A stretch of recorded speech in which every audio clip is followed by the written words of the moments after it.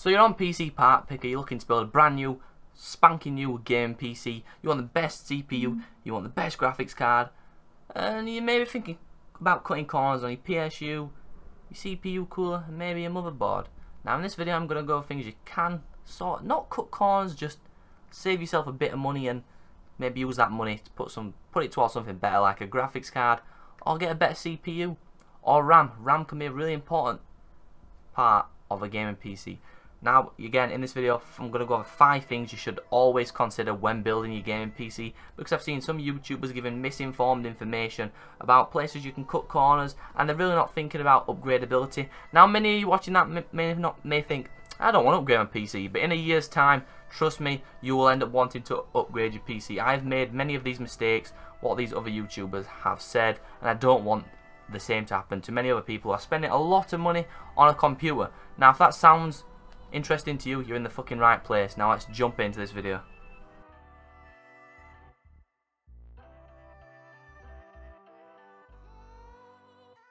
Now the first thing people usually throw money at is motherboards. They usually see gaming in the name of the thing. Oh, this is obviously fucking miles better than ones I've previously been looking at. It's only £100 more, and they'll just throw fucking tons of money at it. Now this is somewhere you can save lots of money. Motherboard, as long as it's got enough fan headers for you, if it's got like 3 or 4 fan headers and you want like 3 or 4 fans, then that's perfect. If you've got enough fan headers, you want to check how many RAM slots you can put in it. Usually I wouldn't recommend a board that's got less than 4, which most motherboards have. 4 RAM slots for upgradability is definitely needed. What memory frequency it supports. So if you want in a new computer, we'll be looking at DDR4 RAM, which is 2133 and above, so you're going to look at the motherboards and check if they support that RAM. But most motherboards are about £70–80. You can get a good motherboard what supports DDR4 RAM and has good built-in sound, so you don't need a sound card. And lots of people spend money on sound cards, which I've never understood, because most decent motherboards over about £80 have got good onboard sound. Now if you're wanting like 7.1 surround sound built into the motherboard, you're going to be looking at a lot more expensive. But people just see game in the title and think it's going to increase their FPS performance, and it doesn't. I think Linus Tech Tips did a video on this. He put like a $1,000 motherboard up against a $200 one, and the $1,000 one literally had like an extra 2 FPS on the same games. It's not worth it. If you're paying an extra $800, it's not worth it for like an extra 2 FPS. Now some motherboards have got like RGB lighting and things like that, but for what you're paying, you can just put some LED strips in your fucking computer over your motherboard, and that'd be a lot better and a lot more value with your goddamn fucking money. So don't fall for the trick. Don't go for a gaming motherboard. Go on PC Part Picker, look at the features it have, look at what socket it supports, and it'll tell you if it's compatible on there. Saves you a lot of fucking money. Now this is the biggest misconception I've seen from gamers is buying gaming motherboards. You do not need a gaming motherboard as long as it's got enough fan headers, supports the RAM that you want, and it's the correct socket type. Another one. Now this really fucking annoys me. I watched the YouTube over there, what were they called? Scattervault, I believe, and he said cheap out on your PSU, which is your power supply. Do not fucking cheap out on your power supply. This is the thing that's going to power the full fucking computer. Never ever cheap out on a power supply. I know, I had one friend who cheaped out on the power supply. His computer went in a month. All the parts followed it, 'cause it sent a shock through and it killed off all the goddamn parts. Now any good PSU manufacturer like EVGA or Cooler Master is going to have a long ass warranty. Mine's got a 10-year warranty on it. I've got an EVGA Supernova Gold certified. Now bronze certified are fine, but I think if you want a long-term stability and not wanting to change your PSU in the next couple of years, get a gold certified one. Mine's 650 watts, and if you are wanting to save money on the PSU, check the wattage of your build. Bear in mind, this does limit upgradability in the future. Go on PC Part Picker, put all your parts in that you're thinking of buying, and check the current wattage. So if you're looking at like a 700 watt power supply and your PC is only producing 400 watts, there you go, save money that way. Go for a 400 watt power supply, but bear in mind, if you ever wanted to upgrade your graphics card or your CPU or add more RAM, that's where you would have to upgrade the PSU.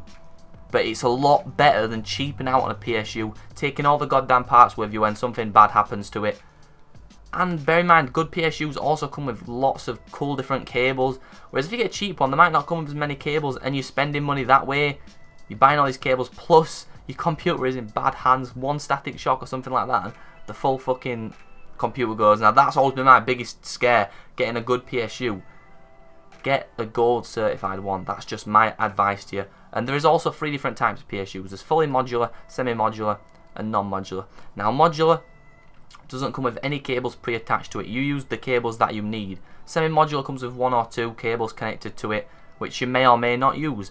And unmodular comes with like all the cables are just already on the PSU, so you're gonna have a lot of a harder time for cable management. Whereas if you're a bit OCD like me and you want amazing cable management, go for a fully modular one.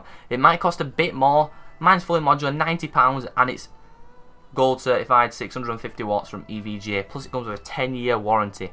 Do not cheap out on the PSU, what anyone says. Please guys, do not cheap out on the PSU. Now when you go to build a computer, RAM, there's fucking this RAM, that RAM, there's tons of different frequencies and speeds of RAM, tons of different colours. One thing you should consider is some people buy 2 4GB sticks, for example, or you buy 1 8GB stick. Now I bought 2 4GB sticks.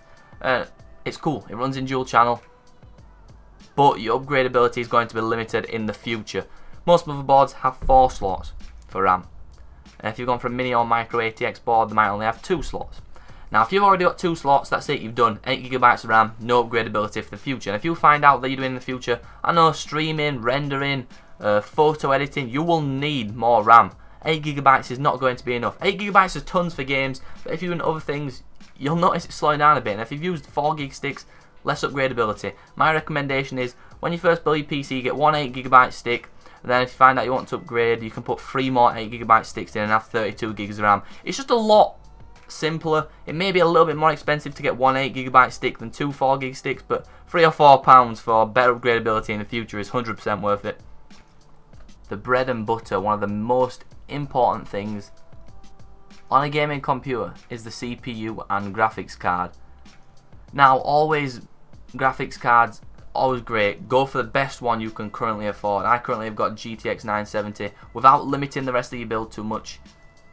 Set your budget to a side, see what you can work out, see what you can afford, and go for the best graphics card possible. But do not bottleneck it by getting a shit CPU. A CPU is something that goes hand in hand with a graphics card. My combo at the minute is an i5 4690K with GTX 970. They go hand in hand. But if I got, say, like a 1080 or something, I would notice bottlenecking where I would need like an i7 or a stronger AMD CPU. Now if you're going for an i7, for example, most of them have still got 4 cores unless you're going to megabooks. Now for around £300 you can get an i7 77K or a 4790K. Now with AMD's new Ryzen CPUs you get a lot better value for money.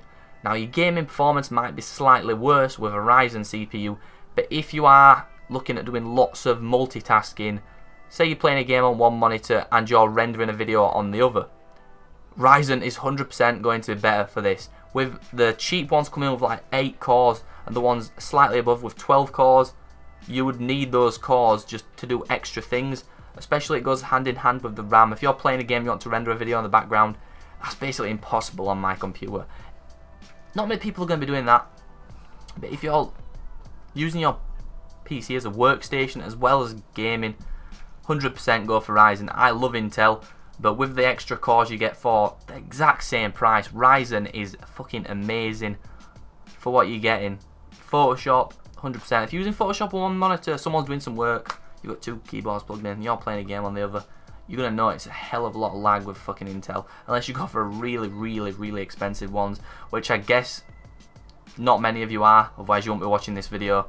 But again, do not bottleneck it though guys, be careful what you select.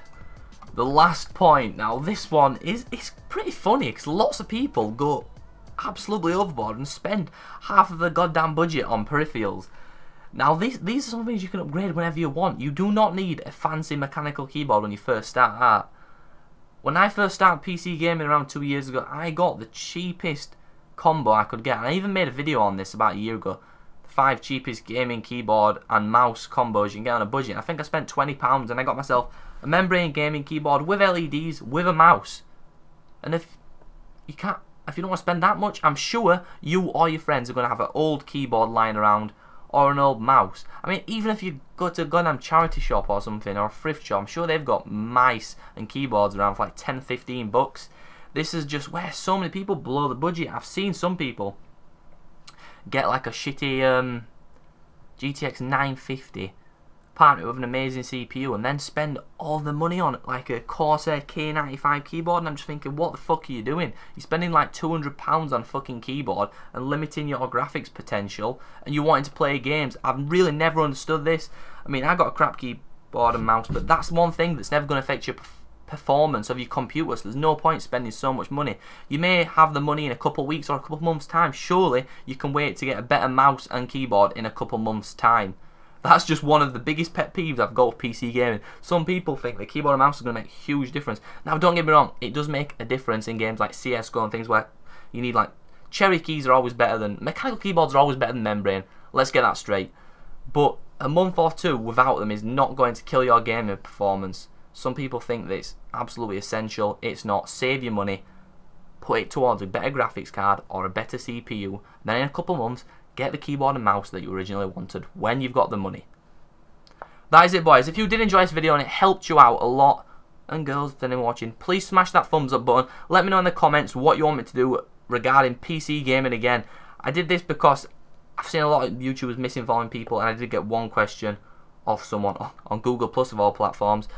That's it, boys. Thank you for watching. My last two videos will be on screen now. Love you all. See you all later. Peace. You can't even fly. I know this. You think that you know shit. All this shade that's coming at me, I wonder who throws it. They can't see the vision, boy, they must be out of focus. That's a real hot album, homie. I wonder who wrote it. Oh shit. Oh, take, pray them niggas go away. Oh, we sell the clowns around it, look like Circus Soleil.